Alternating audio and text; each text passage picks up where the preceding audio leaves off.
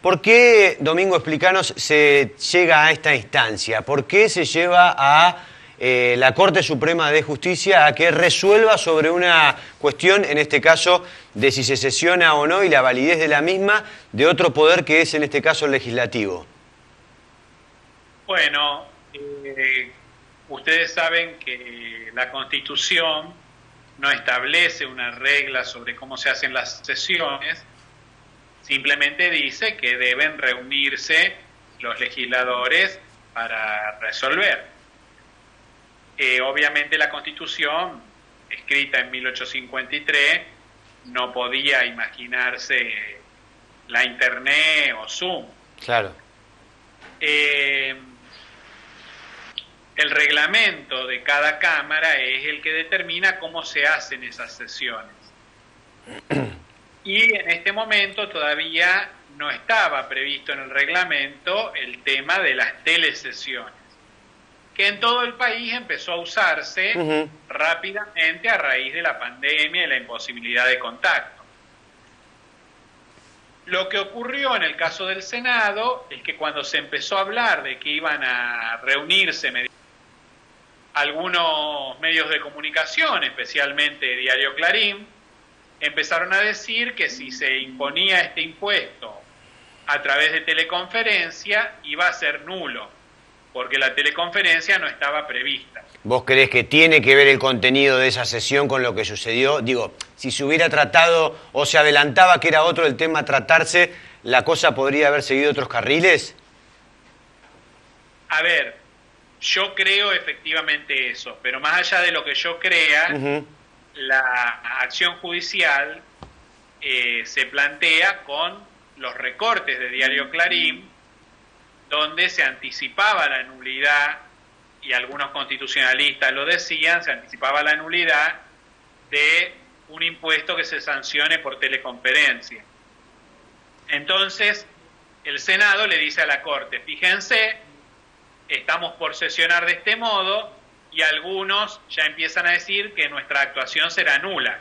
Entonces nosotros, antes de desgastarnos en todo este proceso, necesitamos la opinión del Poder Judicial, del máximo intérprete de la Constitución, que es la Corte, sobre la validez de las sesiones por teleconferencia. Porque si no, vamos a hacer una ley que después puede ser anulada si no son válidas. Domingo, esto se puede tomar como, digamos, sirve para las sesiones que se están llevando en otros ámbitos legislativos, porque digo, a nivel provincial ya se viene llevando a cabo, acá en el Consejo de Reconquista ya vamos por la segunda sesión virtual que se lleva a cabo. Digo, si la Corte fallaba de otra manera, podía poner en riesgo la validez de lo que ya había ocurrido en otros ámbitos legislativos en materia de sesión virtual. Si bien la pregunta era concreta sobre el Senado, es cierto que una respuesta negativa de la Corte hubiese puesto en crisis todas las otras telesesiones que hay en el país. Pero bueno, no fue así. La Corte, la mayoría de la Corte, 3 votos o 4 sumando a Rosati, que también falló en el mismo sentido, la mayoría de la Corte dijo que la Constitución, como yo les decía al principio, no pudo imaginarse la modernidad y que por lo tanto las telesesiones son válidas en tanto y en cuanto sea el mismo Senado el que por mayoría decida que es la forma correcta de sesión. Así que la Corte hizo lugar a lo consultado, respondió la consulta y le dio validez a las sesiones virtuales, ingresando de las comunicaciones, el siglo de las relaciones virtuales, incluso las relaciones republicanas. ¿No hay manera de que ahora, a posteriori, digo, del 6 de mayo, cuando supuestamente se va a llevar a cabo la sesión, pueda haber presentaciones de invalidez o de declararla anticonstitucional a la sesión con esto que resolvió la Corte?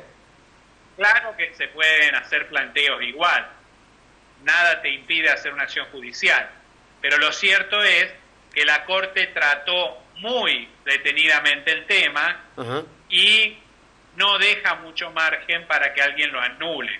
La Corte analizó claramente la importancia de que las decisiones colegiadas se toman estando todos atendiendo a la misma discusión, y que eso puede hacerse por estar en un mismo salón o por estar todos conectados virtualmente.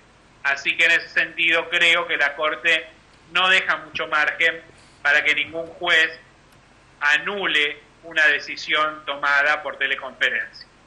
Ahora bien, eso en cuanto a la sesión como tal, o sea, la validez de la sesión como tal.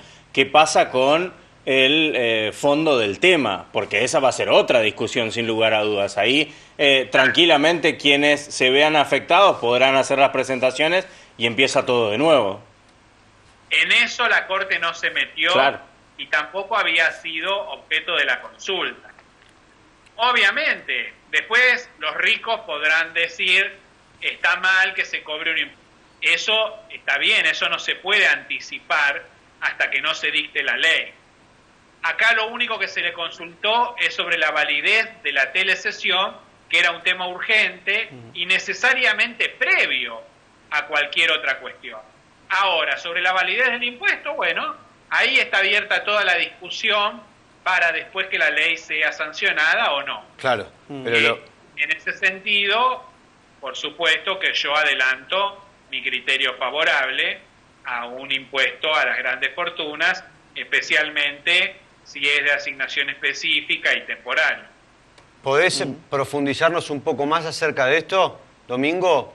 Es una cuestión... Bueno, sí, en todo el mundo se está discutiendo a nivel constitucional y tributario sobre la validez de los impuestos a las grandes fortunas, especialmente cuando esos impuestos toman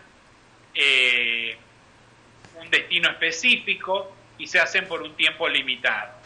Pero indudablemente en los sistemas que le decimos de imposición progresiva, quienes más tienen que pagar, porque es la forma de lograr la equidad en la distribución de las cargas públicas.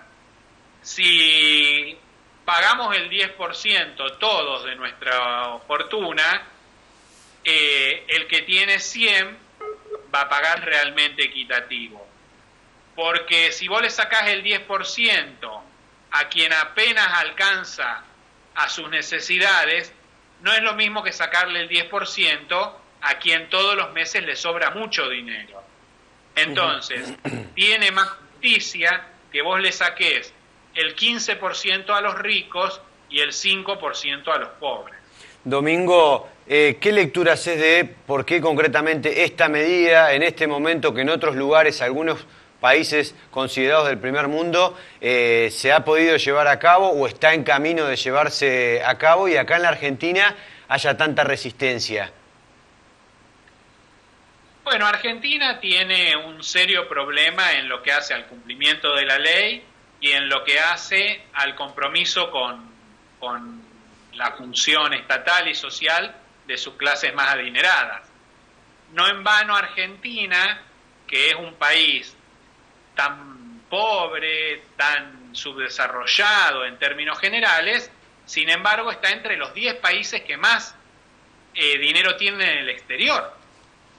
O sea, siendo que somos un país que no estamos ni entre los 100 más ricos del mundo, sin embargo nuestros ricos están entre los 10 países que más sacan plata hacia paraísos fiscales. Entonces, hay que tenemos los argentinos que tienen nuestros ricos. Esto tiene que ver con muchas cosas. Tiene que ver con que durante muchos años el Estado Nacional no se ocupó de las necesidades de los argentinos. Tiene que ver con una cultura de la elusión, pero también tiene que ver con que, bueno, tenemos mucha mala gente que no quiere comprometerse con el destino común que tenemos como sociedad nacional. Sí, y también hay que analizar que muchos de esos ricos que sacan la fortuna afuera son los que bancan las campañas políticas mediante las cuales llegan muchos de los funcionarios que después tienen que tomar las decisiones. Sí, indudablemente. Hay una colusión entre los políticos y los ricos que es más notable que en otros países. Pero además, muchas veces cuando miramos a nuestro vecino Brasil, admiramos la burguesía nacional que tiene Brasil y el compromiso de sus ricos con el destino del país. Argentina tiene un problema al respecto, hasta que esos ricos se quedan varados en un aeropuerto en el exterior y dicen, ay, que el Estado Nacional pague aviones para que me vengan a buscar. Entonces, ahí parece que sí vale la pena tener Estado, parece que sí vale la pena que el Estado gaste y no tributar y quejarse, y yo creo que eso tiene que cambiar. Como también tiene que cambiar el compromiso del Estado Nacional con las necesidades de todos. Que todos podamos sentir que pagamos impuestos para nuestro propio beneficio, pero también para que el Estado ayude a los más necesitados, a los menos afortunados. Domingo, la última, y esto también pone nuevamente en discusión la cuestión de las modificaciones o no a la Constitución Nacional. Sí, yo creo que la Constitución Nacional siempre puede mejorarse, igual que la provincial, siempre pueden mejorarse, siempre puede haber reformas que la hagan más moderna, más flexible, más ágil. Pero también es cierto lo que dice Rosati en su voto en esta causa presidenta del Senado, donde Rosati dice, todas las respuestas ya están desde antes en la Constitución Nacional, solo hace falta poner empeño en buscarlas. Domingo, gracias por atendernos, te mandamos un saludo. Gracias.